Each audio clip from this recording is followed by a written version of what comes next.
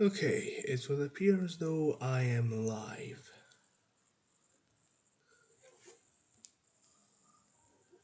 Good, good, good. Now, part two. Let's hope we get to the end because it's 3 in the morning and I have shit to do tomorrow. Well, before I have to go to work. And I'm working the night shift, so here we fucking go.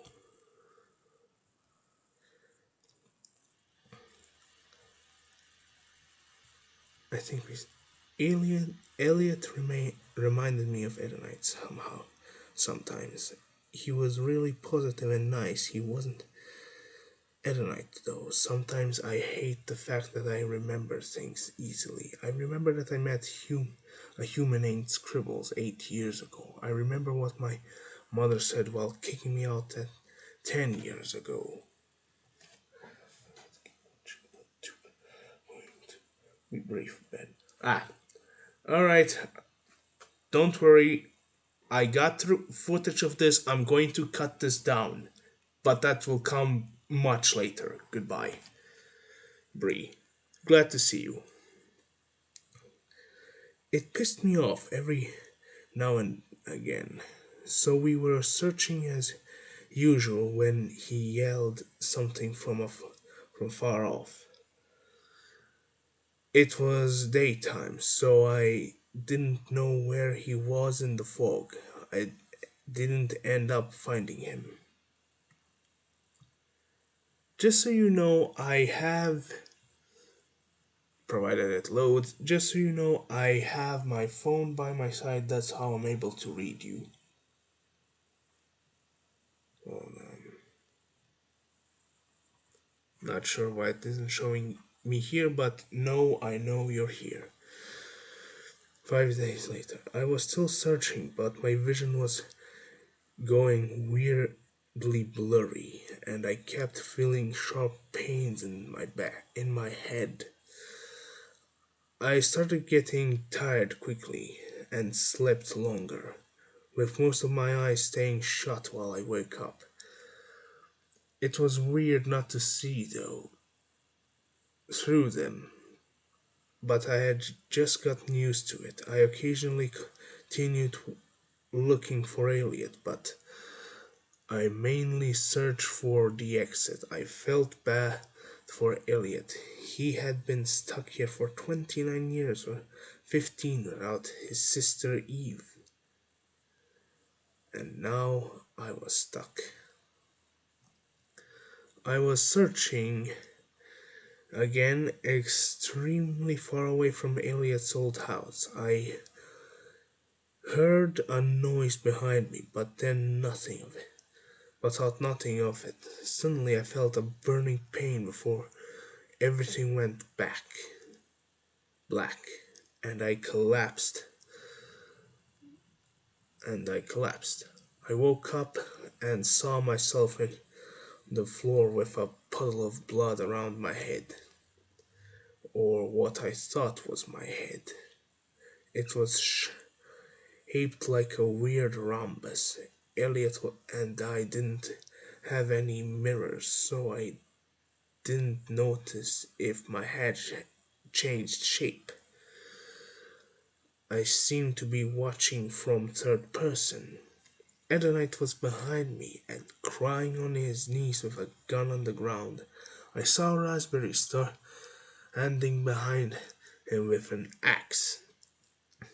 They were speaking, but I couldn't hear anything, just a ringing noise. Then Raspberry cut his head off. Everything went black. Again, I felt a stinging pain in my head again.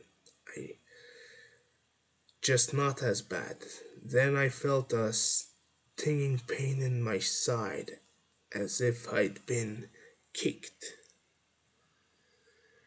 Are you dead or something? I've heard a male voice say. He probably is lying eyes down. Eye down. He he probably is lying eye down like that. I heard another voice, this time a female one. I attempted to get up and realized I could only see through one eye. Oh, you're alive. Want some help? I heard the male voice say. Sure, I responded and quickly got angry about my stutter. He helped me up by grabbing my shoulders and pulling me up. I looked round at him. His head seemed to be made of scribbles, and he was rather tall. He didn't seem to have any eyes, but somehow felt him staring at me. But I somehow felt him staring at me. The other person was a rounded eye. They seemed to be floating and suspended by, and I suspected they were the one with the female voice. Thanks. Where are we? I asked. Some weird dimension, I don't know. The scribble headed man said while shrugging. Who are you, anyways? And why did you kick me? I asked. I heard the scribble face man snicker quietly before responding. I'm Scribble Face or Scribbles. I kicked you to see if you were dead. My eye my eye widened slightly while I realized that he had the same name as the human I met 8 years ago in the forest. I became aware that the eye was staring at my body, so I looked at her. Eve? What are you staring at me for, at him for? Scribbled Wills asked the eye, who I guessed was named Eve. She had the same name as Elliot's sister had. Nothing, so what's your name? She asked me. Splinter, I responded. She continued staring at my body in an oddly hungry looking way. I looked down and realized I was in a human body, not mine. It was odd, but explained why it was difficult to stand.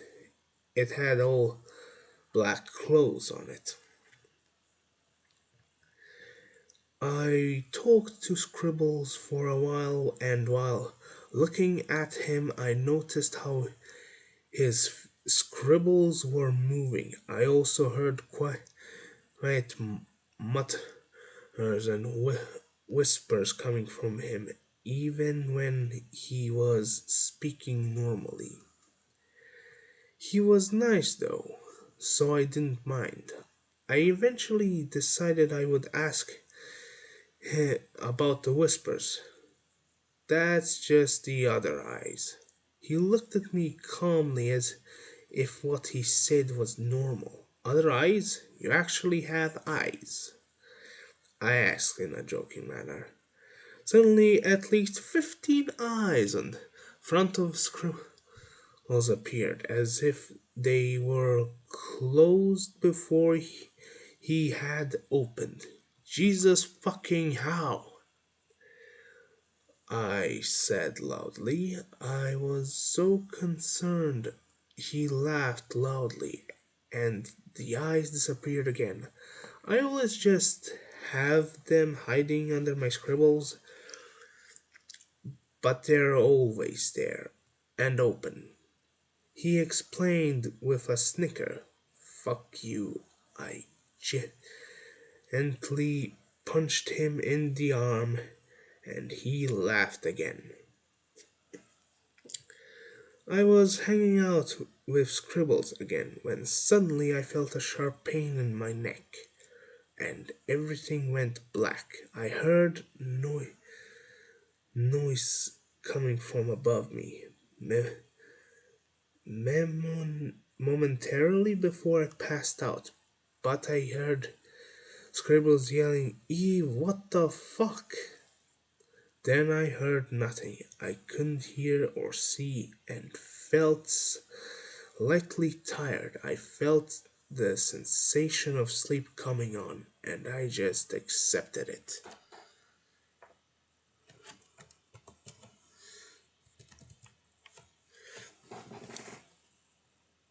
Right. All this was written by Raspberry Sam.